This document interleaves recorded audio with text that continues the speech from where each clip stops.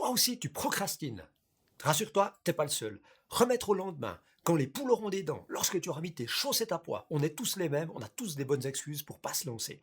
Alors cette vidéo, elle est faite pour toi. Je vais te livrer aujourd'hui mes clés, mes secrets pour vaincre définitivement la procrastination.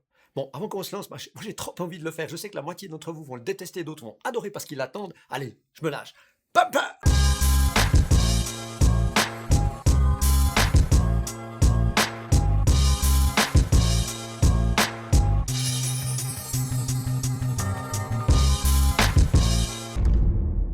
Hello à toutes et à tous, et encore bienvenue sur ce channel. Si tu es nouveau ou nouvelle ici, mon nom c'est Dan Noël, serial entrepreneur, fou du digital, et puis ma mission, ma whyology avec ce channel, c'est de t'aider, t'accompagner, t'inspirer pour que tu puisses inventer ton futur et lancer ton business. Et aujourd'hui, c'est un nouvel épisode des Quick Wins. Les Quick Wins, tu sais, c'est ces vidéos courtes dans lesquelles je te passe des méthodes, des trucs, des astuces pour être plus efficace dans ta vie d'entrepreneur.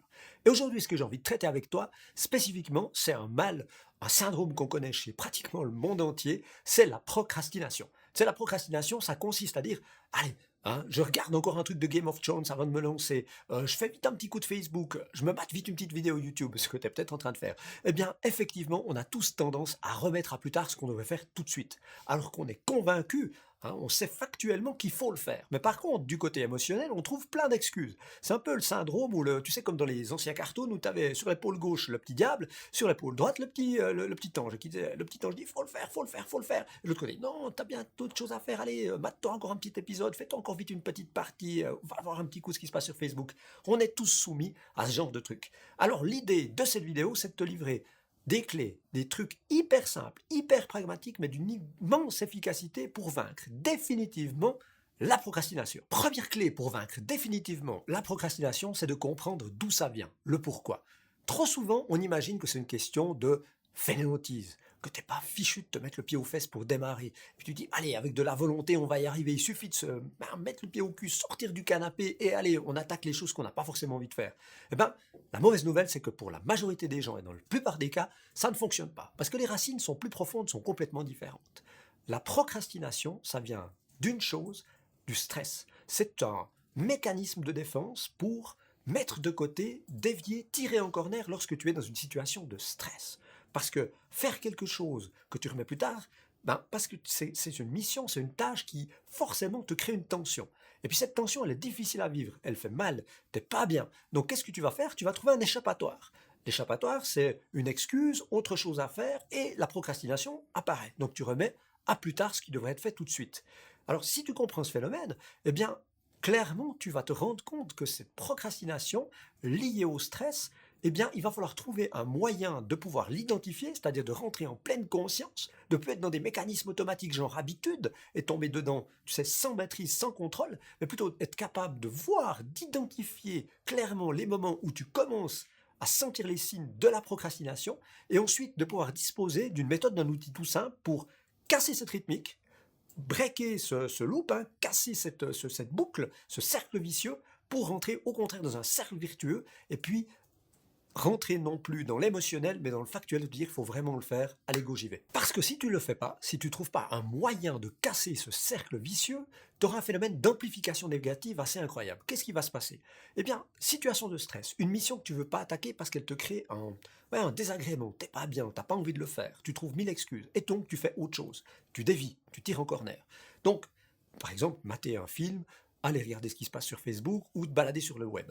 Si tu le fais, évidemment que ça fait un max de bien parce que tu fais baisser le niveau de stress tout de suite, c'est génial, t'es bien, t'as évité. Mais le petit vélo va se mettre en route et la mission, la tâche que tu devais faire, mais que tu n'as pas fait, elle reste là. Et comme tu l'auras pas fait, qu'est-ce qui va se passer? Tu vas commencer un peu à te fouetter comme ça, à t'auto-flageller un moment en te disant qu'est-ce que je suis mauvais, j'aurais dû le faire, je suis nul, j'arriverai jamais. Et ça te crée encore plus de stress par rapport à cette tâche ou cette mission. Ce qui fait que, au lieu, la prochaine fois que tu as un petit temps de travail pour embrasser, tu vois, prendre ça à bras le corps et le faire, eh bien une nouvelle fois, tu retombes dans un phénomène de saturation, de stress et de procrastination encore plus fort. Tu sais, c'est comme lorsque tu es une allergie à un médicament, je viens de tester le truc, j'ai un truc au néocitran, je dis, ça s'entend, je parle un peu du nez, j'ai une allergie à un composant du néocitran, plus j'en prends, plus l'effet est fort. C'est exactement la même chose. Et plus je continuerai de prendre du néocitran, plus j'aurai des petits boutons. Donc c'est exactement la même chose pour ta procrastination, plus tu éviteras de le faire, en voulant en fait avoir un sentiment de bien-être passager qui dure quelques minutes, et plus tu vas renforcer la boucle suivante de stress et plus tu auras tendance à procrastiner. Il faut absolument sortir de ce cercle vicieux. Mais alors comment faire pour sortir de ce fameux cercle vicieux et puis entrer dans un cercle vertueux?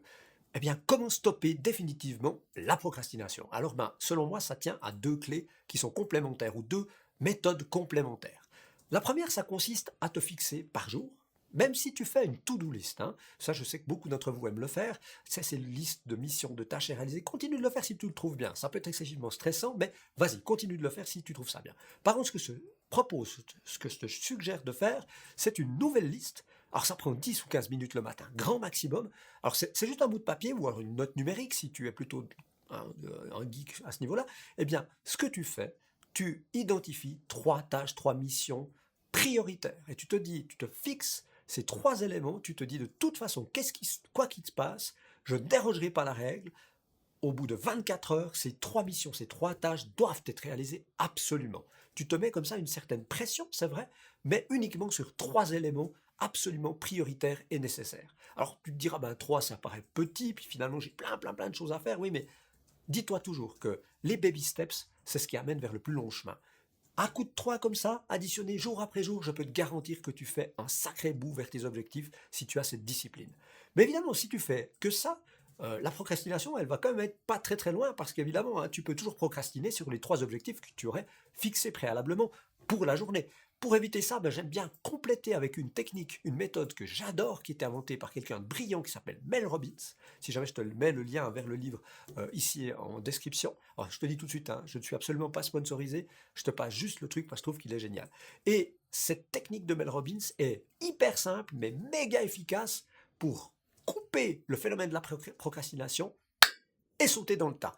Elle appelle ça la technique, la méthode des 5 secondes. La méthode des 5 secondes de Mel Robbins, que j'ai découvert il n'y a pas très longtemps et que j'adore maintenant appliquer, je peux te dire que j'ai gagné en efficacité et tué ma procrastination définitivement, elle est méga simple, comme je viens de te le dire.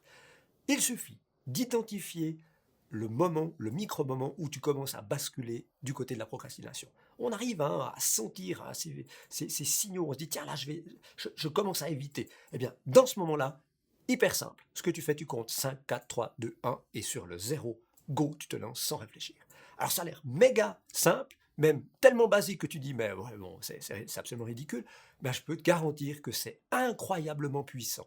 Pourquoi? Parce qu'au niveau cérébral, évidemment, tu as toujours le factuel et l'émotionnel, le petit diable et le petit ange qui vont discuter. Eh bien, en faisant ce fameux compte à rebours, 5, 4, 3, 2, 1, et go, tu te lances dans la mission, eh bien, tu interromps cette boucle, tu interromps cette pattern de réflexion et cette dualité entre ces 2 hémisphères, ces deux types de réflexion qui font que ça bloque et que généralement, ça bascule tout le temps de l'émotionnel.